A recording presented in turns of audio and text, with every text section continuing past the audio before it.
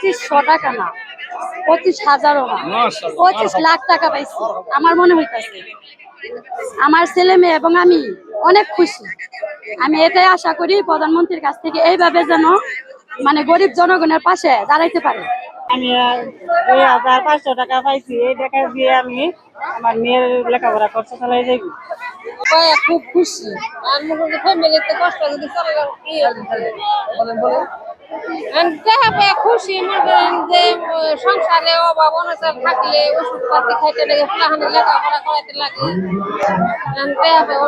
সরকার টাকাটা কে দিল? টাকা দিল প্রধানমন্ত্রী তারেক রহমান। ভালোভাবে লেখাপড়া করতে সরকারের ভালো হয়েছে।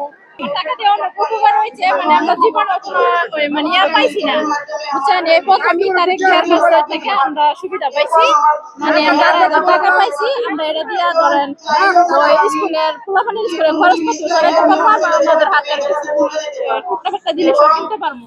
আমি অনেক খুশি যে ফ্যামিলি কার্ডে টাকা পাইয়া আমি এই টাকা দিয়ে আমার ছেলে মেয়ের লেখাপড়া করাতে চাই। 2515 টাকা কেমন লাগছে এখন? আমার কাছে অনেক ভালো লাগতেছে, গর্বিত আমি।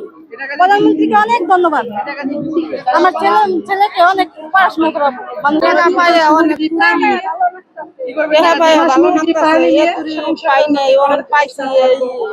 সরকার আর আপনার দেওয়া ফ্যামিলি কার্ড আমাদের পরিবারে